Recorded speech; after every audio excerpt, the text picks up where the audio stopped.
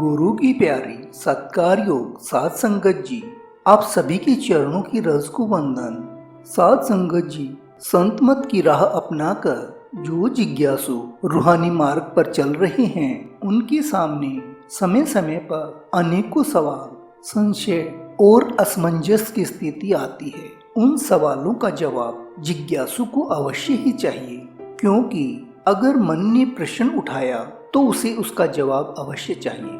जवाब न मिलने पर अवरोध उत्पन्न करता है। कुछ उपयोगी प्रश्न जिनके उत्तर इस वीडियो में मिल रहे हैं। मास्टर मंगाराम जी ने जिज्ञासुओं द्वारा पूछे गए हर प्रश्न का उत्तर बड़ी शिद्दत और पूरी तवज्जो के साथ दिया है। प्रेम पूर्वक और ध्यान से सुने और सतगुरु से रहमत की अरदास करें।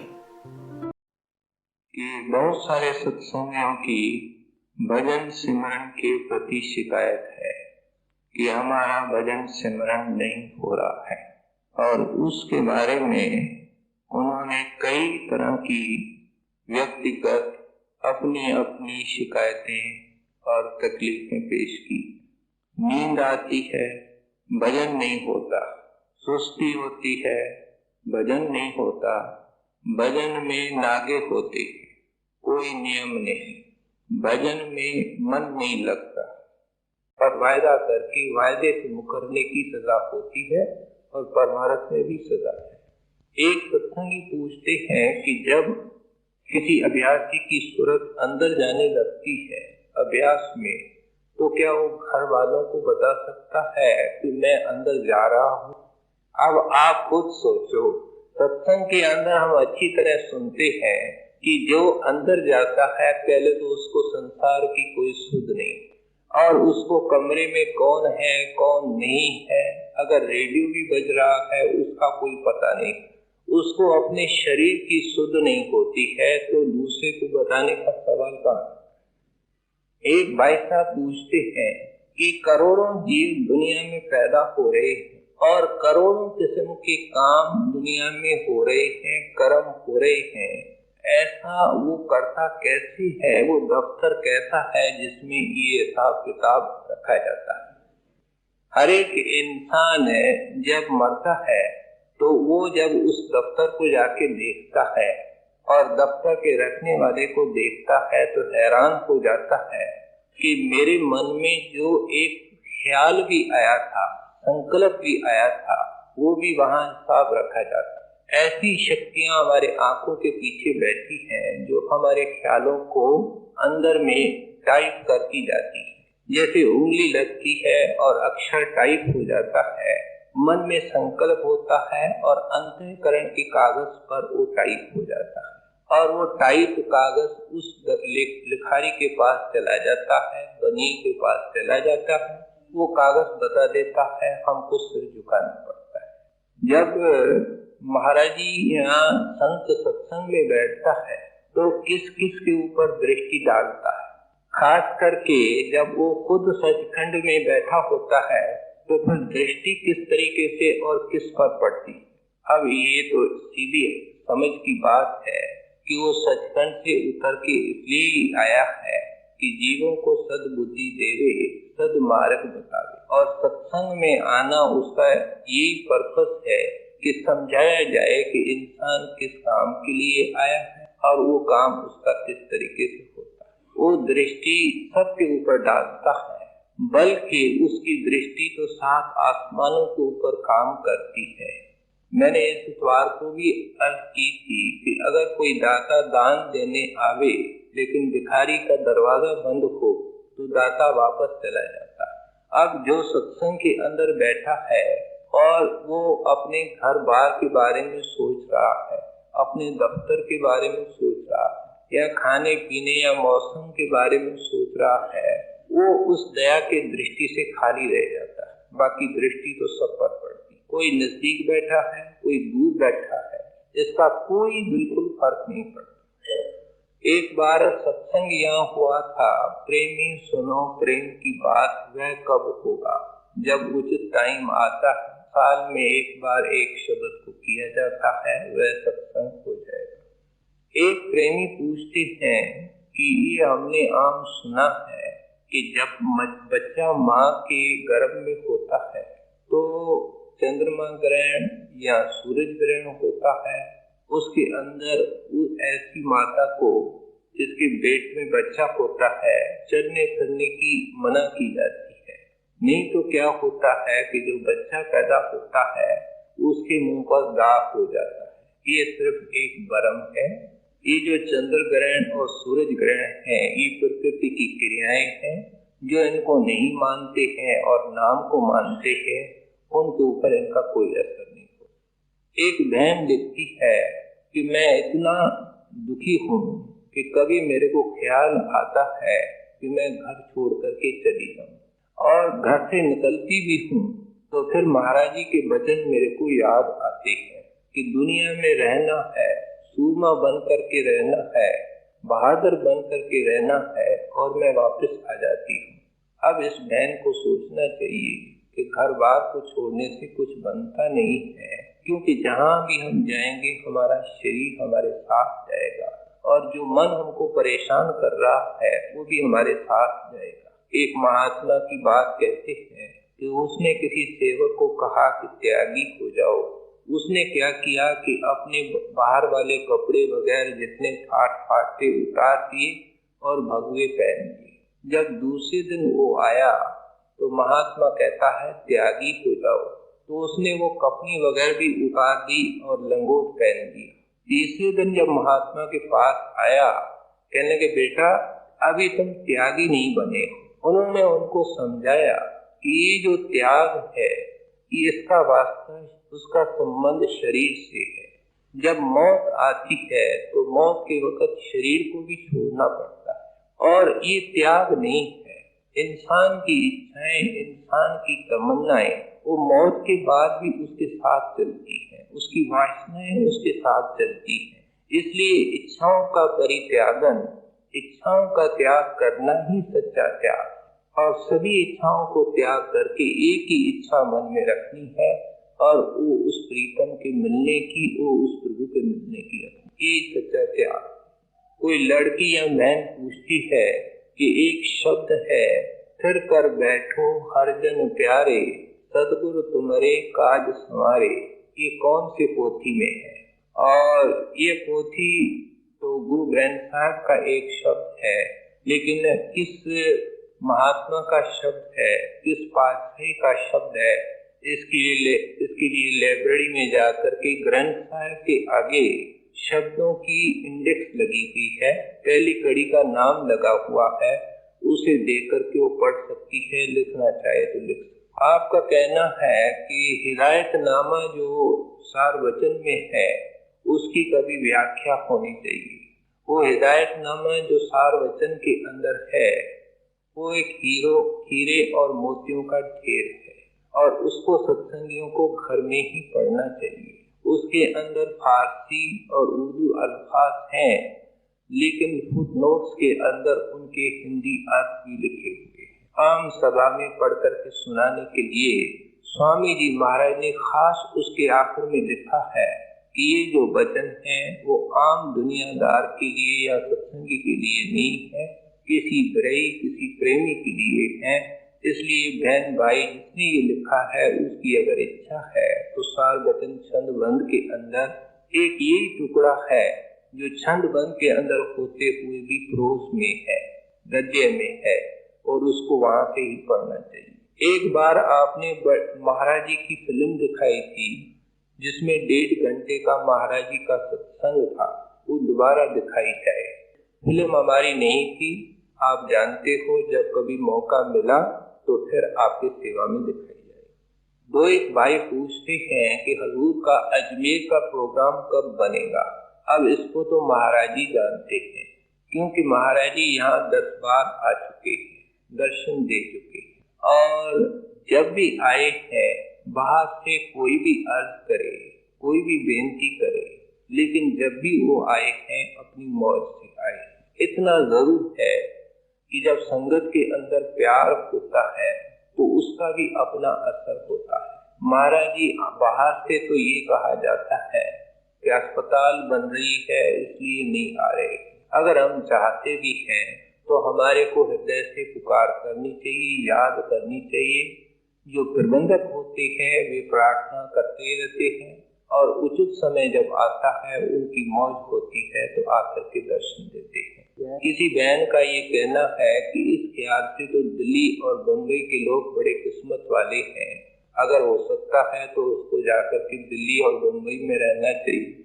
ये उस महापुरुष के हाथ में है, जो अपने हाथ में ही चीज नहीं है उसके बारे में क्या जवाब हो सकता है। एक बहन लिखती है कि सिमरन की बार बार हिदायत की जाती है और जब सिमरन करते हैं तो घर के कामों में रुकावट पड़ती है और घर वाले नाराज होते हैं। क्या मतलब कि जिस स्पीड से या जिस तरीके से घर का काम होना चाहिए, सिमरन करने से वो धीरे होता है या रुकावट पड़ती है, घर वाले नाराज होते हैं। बताइए क्या करना चाहिए।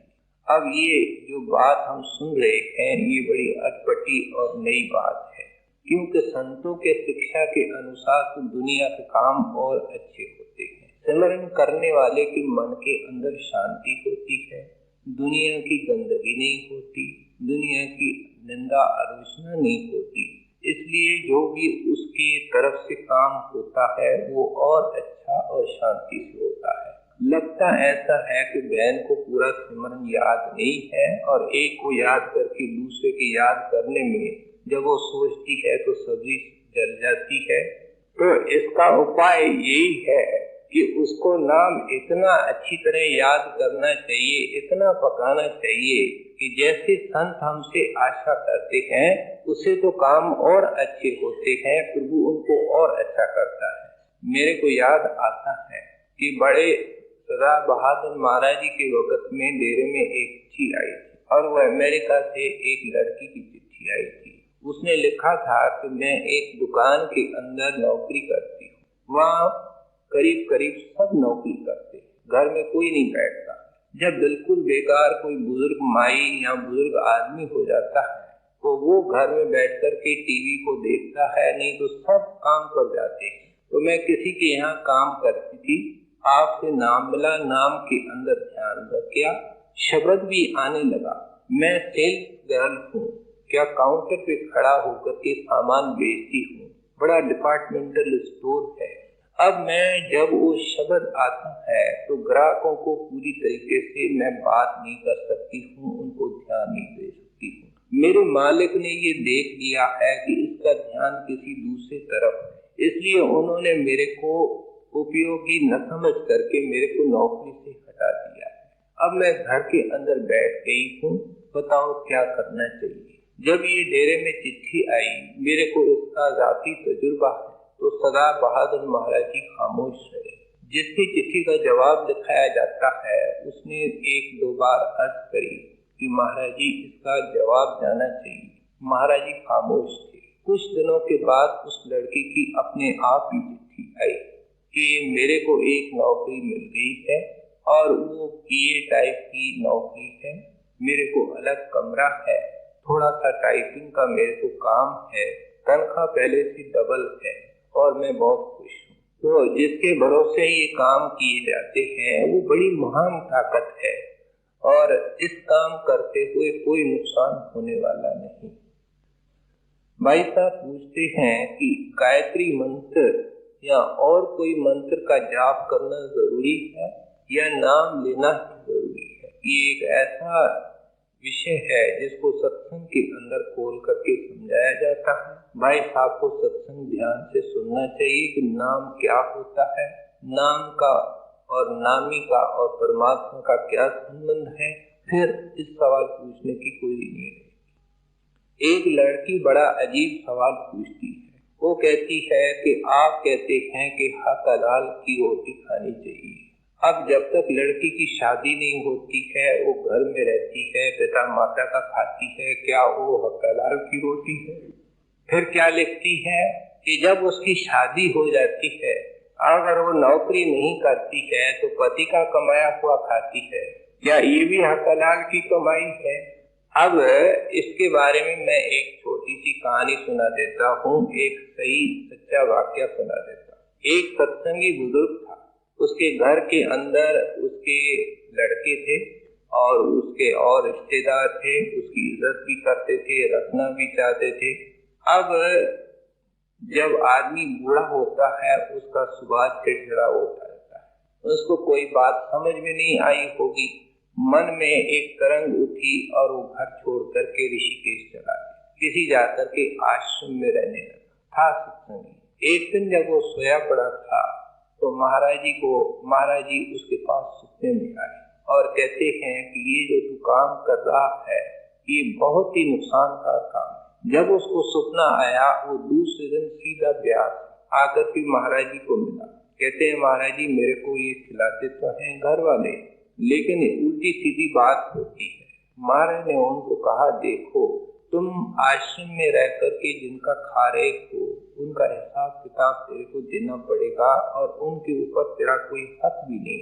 तो जो तुम्हारी बहू है, बेटी है, तुम्हारा बेटा है, उनके ऊपर तेरा हक है, इसलिए तेरे को घर में रहना चाहिए और घर में रह करके भजन करना चाहिए। मैं समझता हूँ मैंने ऐसी वार्ता सुनाई है कि इस बहन का संदेह दूर हो गया होगा।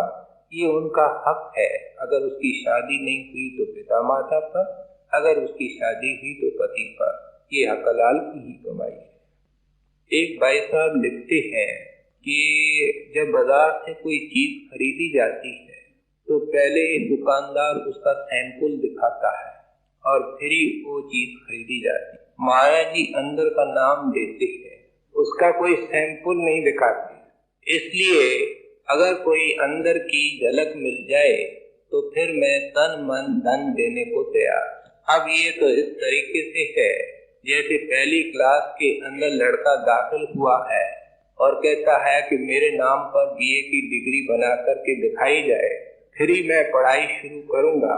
तो ये कहाँ तक अकलमंदी का काम है। जो चीज गुरु दिखाना चाहता है या जो ये झलक भाई साहब देखना चाहते हैं, उस झलक को देखने के लिए आंख चाहिए, उस अंदर की आवाज को सुनने के लिए कान चाहिए। अगर वो दिखा भी दें, सुना भी दें तो ये न देख सकेगा न सुन सकेगा। जब उस अवस्था में चला जाएगा तो उसको कहना ही नहीं पड़ेगा, दिखाने वाला तो दिखाने के लिए मुंतज़िर है। तो इसलिए ये पढ़ाई की शुरुआत है। जब पढ़ाई के अंदर ये देखेगा गुरु की लायक हो गया है, सब कागज इसके हवाले कर देगा, सारे सैंपल इसके हवाले कर देगा। एक भाई साहब पुराने ख्यालों वाला नजर आता है। ये पूछते हैं कि भजन के अंदर जब बैठा जाए तो मुंह किस तरफ करना चाहिए, सुबह को किस तरफ करना चाहिए और शाम को किस तरफ करना चाहिए। अब जब हम परमात्मा को हाजिर नाजिर मानते हैं, वो सभी दिशाओं के अंदर मौजूद है। ये तो पुराने जमाने में पंडित थे जिन्होंने लोगों को भरमा रखा था। ये नाम के अंदर सारे भरम दूर करने हैं। अंग्रेजी के अंदर एक कहावत है, all is holy where devotion leaves. कहते हैं जंगल हो, बेयाबान हो, बगीचा हो, अपना घर हो, उद्यान हो, मरुस्थल हो, जहाँ भी प्रेम से आप बैठ जाते हैं वो जमीन ही पवित्र हो जाती है। हृदय के पवित्र होने की तो बात ही क्या है। इसलिए इस भरम को छोड़ देना चाहिए। एक भाई साहब कोई नौजवान है, कहते हैं मैं B.Com और मेरे को कई नौकरियां मिली हैं, लेकिन सब नौकरियां थोड़े थोड़े वक्त के लिए मिली हैं और पक्की नौकरी अभी नहीं मिली। पक्की नौकरी कब मिलेगी? अब ये तो ज्योतिषी का काम है। ये सवाल मेरे से पूछना बड़ा अजीब सा है। परमार्थ तो यही कहता है कि हमारा काम सिर्फ कोशिश करना और पूरी तरीके से भली भांति कोशिश करनी है। और महाराज जी में विश्वास रख कर के कोशिश करेगा, किसी वक्त कोई अच्छी नौकरी मिल जाएगी।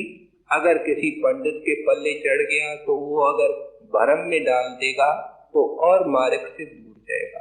इसलिए महाराज जी में भरोसा रख करके कोशिश को जारी रखना चाहिए। एक भाई साहब लिखते हैं मेरे को नाम नहीं मिला, महाराज जी ने मेरे को घर में सोते दर्शन भी दिया, मेरे लड़के की भी संभाल करी, मैंने किसी को बता दिया, अब घर में नहीं आते हैं, बताओ मेरे को क्या करना चाहिए।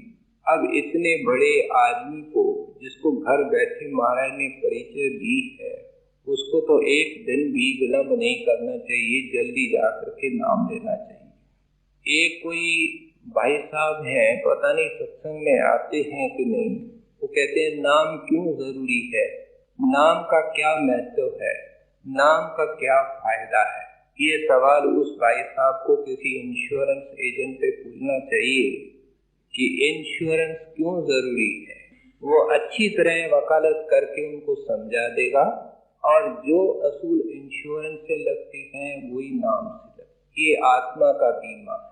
इंश्योरेंस में किस्तें देनी पड़ती है, इसमें भी किस्तें देनी पड़ती हैं, रोज 2-3 घंटे भजन करना पड़ता है। इंश्योरेंस में जब पैसे पूरे हो जाते हैं, किस्तें पूरी हो जाती हैं, तो पैसे ब्याज के साथ एक साथ रकम मिलती है। क्या जब अभ्यास की किस्तें पूरी हो जाती हैं तो अंदर में दर्शन मिलता है, अंदर में नाम का धन मिलता है। अगर आदमी इंश्योरेंस कराते हुए मर जाता है तो भी बड़ी रकम उनको मिलती है, और अगर अभ्यास करते ही मर गया, चोला छोड़ा, तो अंत वेले गुरु आकर के संभाल करता है, नाम का धन देता है। सो ये सवाल सत्संग के अंदर आम तौर पे समझाया जाता है। कोई इंश्योरेंस एजेंट भी अपनी बात को समझाने में होशियार होता है। इस भाई साहब पढ़े लिखे को इतनी तो समझ होनी चाहिए। कोई भाई साहब बड़े सीधे शब्दों में कहते हैं कि नजर आता है कि आम तौर पे मंदिरों में, गिरजों में, सत्संग में लोग केवल अपने को सजाने और नुमाइश के लिए जाते हैं। अब हमको आंख अपने ऊपर रखनी है। हमको तो महात्माओं की वाणी सुनने के लिए, समझने के लिए और उनके ऊपर अमल करने के लिए जाना चाहिए। और आपका कहना भी वजह है कि सत्संग की शोभा इसमें है कि हम अपने जीवन को सरल बनाएं, सादा बनाएं, ताकि औरों के ऊपर भी प्रभाव पड़े। संगत के अंदर जो अननेसेसरी नुमाइश है, सजावट है, ये वास्तव में भाई साहब का कहना है ठीक नहीं है। यहाँ तक लिखते हैं कि जैसे मांस और शराब के लिए आप मना करते हैं, आप सोने और चांदी के पहनने के लिए भी मना करें। अब ये संत महात्मा तो कोई नहीं करता, लेकिन आम तौर पे ये सत्संग के अंदर कहा जाता है कि सभी विषय विकारों से मन को निकाल करके जीवन को सरल बना करके ही नाम की कमाई हो सकती है। तो इसके अंदर सभी चीजों की जो डेकोरेशन है, सजावट है, वो आ जाती है। क्या मालिक का बन करके जीवन सरल बना करके ही भक्ति हो सकती। आप कहते हैं सत्संग घर के आसपास कोई सत्संगियों की कॉलोनी बननी चाहिए। मैं आपका बड़ा आभारी हूँगा अगर हिम्मत करके कोशिश करेंगे। कोई पूछता है कि मैं ब्यास में रहना चाहता हूँ और वहाँ नौकरी मिल सकती है, ये तो उसको ब्यास में जाकर के पता करना चाहिए। कुछ चिट्ठियाँ बहुत सारी लड़कियों की हैं जिन्होंने शादी नहीं की है, अभी उनकी उम्र कम है, नाम नहीं मिला है, उन्होंने बहुत सारी चिट्ठियाँ लिखी और वो लिखती हैं कि हम कौन सा नाम जपें। एक लड़की लिखती है मैं राधा स्वामी नाम जपती हूँ, वो ठीक है क्या। फिर एक लिखती है कि आप कहते हैं कि जिंदगी बड़ी कीमती है, श्वास बड़े कीमती है, नाम नहीं मिला, वो हमारे कैसे सफल हों। फिर आप कहते हैं कि दया भजन से मिलती है, भजन करने का तरीका हमको मिला ही नहीं। और एक भाई साहब लिखते हैं मैं सत्संग में आता हूँ, उस दिन तो मेरा मन बड़ा खुश होता है, उसका असर होता है, दूसरे दिन फिर गुम हो जाता है। फिर इतवार को आता हूँ तो एक दिन असर होता है, बाकी 5 दिन ये असर कैसे रहे ये बताया जाए। एक बहन एक अजीब समस्या में है। वो लिखती है कि मेरी उम्र 25 साल की है, अभी नौकरी नहीं मिली, घर में सब बेसत्संगी है, सत्संग के लिए इजाजत देते हैं लेकिन मेरे को नाम नहीं मिल रहा है। अगर नाम मिले तो मेरी शादी करने का इरादा नहीं। तो कभी कभी ये ख्याल आता है कि इस जीवन को ही खत्म किया जाए और दूसरा कोई जन्म ऐसे सत्संगी परिवार के अंदर लिया जाए जहाँ बच्चा बच्चा। तो उस बहन को निराश नहीं होना चाहिए। 25 साल की इनकी उम्र है। अगर कोई इनको नौकरी लग गई और शादी करने का इरादा नहीं है तो ऐसे की हालतों में नाम मिल जाता है और महाराज जी के अंदर अगर आस्था है तो इनको कोई डर नहीं रखना चाहिए। इन सभी बहनों को मैं एक ही उत्तर देना चाहूंगा एक वार्ता के द्वारा। रावलपिंडी के अंदर महाराज जी जाया करते थे और वहाँ सत्संग घर बना हुआ था। एक बहन को पता लगा, वो सत्संग में चली गई, महाराज जी को देखा और सुना, उसकी महाराज जी से बड़ी प्रीत हो, उसको उसके अलावा और कुछ अच्छा नहीं लगा। उसका पति विलायत में रहता था और कुछ कारणवश वो ब्यास नहीं जा सकी, उसकी हालतें ऐसी थी, लेकिन महाराज जी के अंदर उसकी अगाध श्रद्धा, बेअंत उसका प्रेम था। एक बार उसको पता चला कि महाराज जी आए हुए हैं और सत्संग फरमाएंगे, लेकिन उनको समय का पता नहीं था और वो जब पहुंची तो सत्संग खत्म हो गया। सत्संग हाल के ऊपर ही महाराज जी का कमरा बना हुआ था। रात के 8-9 बज गए। आपके मन में ख्याल आया कि मैं वापस नहीं जाऊंगी जब तक मैं दर्शन नहीं करूं। नतीजा ये हुआ कि जो प्रेम होता है वो दोनों तरफ से होता है, परस्पर होता है। उस कशिश ने महाराज जी को मजबूर किया। महाराज जी कमरे से बाहर ऊपर से निकले, ऊपर बरामदे के अंदर जो बालकनी थे उसमें खड़े होकर के कहने लगे, भाई सत्संग हो चुका है, सब घरों को चले जाओ, दर्शन करके ही आई। अब जब उसको अंत समय उसका आया तो उसको नाम नहीं मिला, लेकिन महाराज ने उनको दर्शन दे दिया और दर्शन दे करके ये कहा कि हम तुमको ऐसे नहीं ले जाएंगे, जाने से पहले तुमको पति देव भी मिल जाएंगे। उनके पति विलायत रहते थे और उन्होंने अपनी सहेली को जो उनको सत्संग में ले गई उसको बता दिया कि मेरे पास कोई नहीं होगा, एक लड़की मेरे पास है, तू मेरे पास रहना। और महाराज ने ये दिन और ये समय दिया है। कई प्रकार के सत्संगी भाई बहन होते हैं। उस बूढ़ी ने अपने पति को कह दिया कि मेरी याद कमजोर है, तू याद दिला देना। लेकिन जब वो पहुंची तो उस समय के बाद पहुंची और जब घर में जाती है तो क्या देखती है कि वो प्रेमिन चोला छोड़ गई है और उसका पति उसके पास खड़ा है और उसके बेटी को सिर पर एक पट्टी बंधी हुई है। तो उसने उसके पति से ही पूछा कि ये किस वक्त चोला छोड़ गई और क्या हुआ। कहते हैं थोड़ी देर पहले जो टाइम महाराज ने बताया था उस वक्त चोला छोड़ गई। कमरे में इतना प्रकाश हुआ कि लड़की घबरा गई, उसका सिर जाकर के खिड़की के साथ टकराया कि पट्टी उसके कारण बंधी हुई है। बड़ी खुशी खुशी से महाराज जी उसको ले गए। इस एक बात से सभी लड़कियों को हिम्मत होनी चाहिए, भरोसा होना चाहिए कि अगर उन्होंने मन से गुरु कर लिया है तो फिर नाम अपने मुनासिब वक्त पे मिल जाएगा, इसकी चिंता नहीं करनी चाहिए। सेवा को करना चाहिए, संत मत को समझना चाहिए। किसान को अगर बीज मिलता है और उसके जमीन में कांटे ही कांटे हैं तो वो बीज लगाएगा कहाँ। सैकड़ों हजारों लोगों को नाम मिल रहा है लेकिन वो सत्संग में नहीं पहुंच रहे, 5 मिनट के लिए बैठ नहीं रहे। वो क्या है? वो सत्संग के संत मत की समझ की कमी।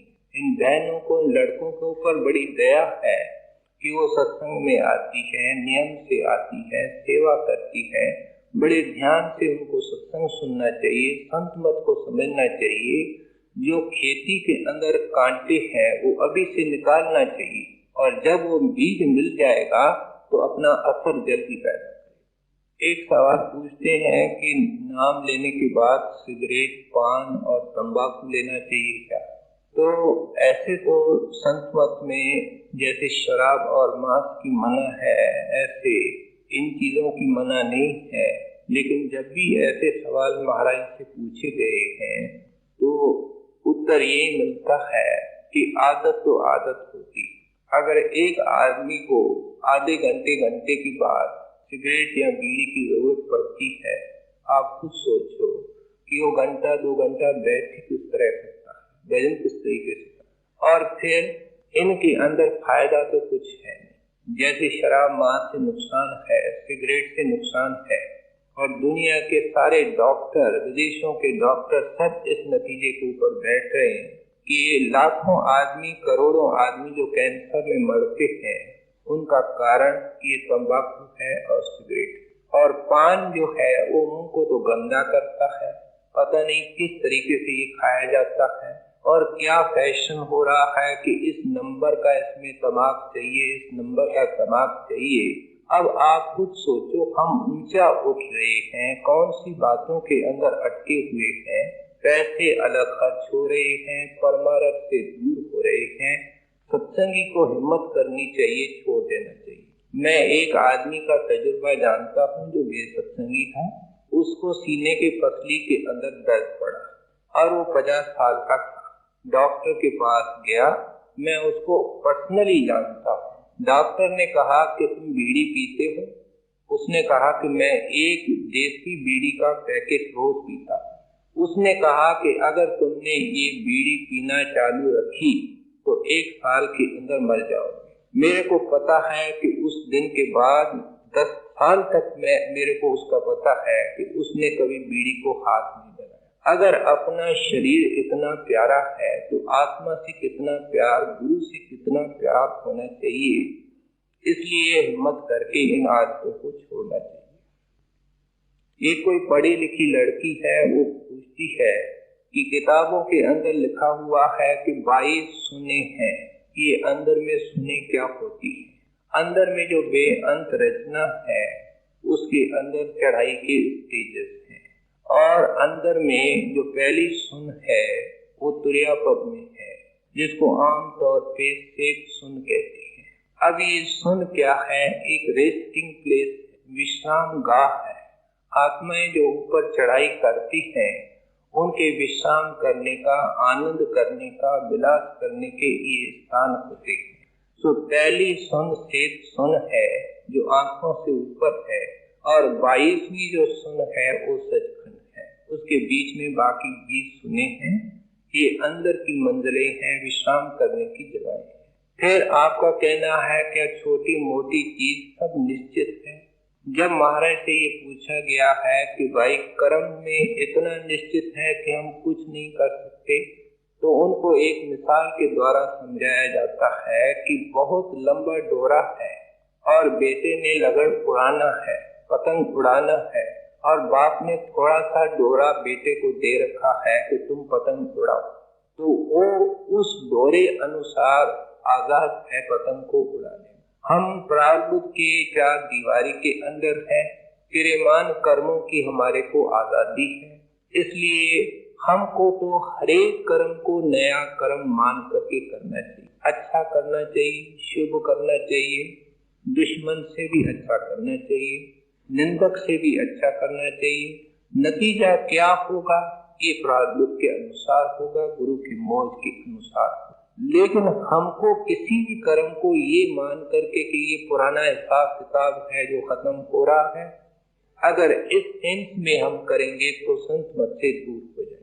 फिर इन्होंने कुछ बाइबल के कोटेशंस दिए हैं कि जो किसी से गुस्सा करता है, जो किसी को नाराज करता है, वो भगवान की खुशी नहीं पा सकता है। ये तो सत्संग के अंदर आम तौर पे खोल करके समझाया जाता है कि अगर आपको इबादत करनी है, भजन करनी है, तो दुश्मनों से भी प्यार करना पड़ेगा। अगर हम किसी आदमी को इत्तेफाक से दुख दे देते हैं तो क्या उसकी जिम्मेवारी भी हमारे ऊपर है? तो किसके ऊपर फिर जिम्मेवारी है? हमारे ऊपर ही जिम्मेवारी है। और जिसको बाय एक्सीडेंट कहते हैं, ये केवल मन की एक सूक्ष्म तरीका है कि अपने गलती को वो जस्टिफाई करने की कोशिश करता है। कुछ भी बाय एक्सीडेंट नहीं होता। अगर इत्तेफाक से कुछ हमारे से गलती भी हो जाए, किसी को ठेस भी देवे, तो महाराज के मुखारबिंद के वचन है कि 10 बार उसे क्षमा मांगनी चाहिए, नहीं तो भजन बंदगी जिसको प्यारी है उसका भजन बंदगी नहीं हो सकता। क्राइस्ट बाइबल के अंदर लिख रहा है कि तू जो गिरजे में जा रहा है उससे पहले उसके पास जा जिसके दिल को तूने दुखाया है, क्योंकि गिरजे में जाने से तेरे को कुछ फायदा होने वाला नहीं।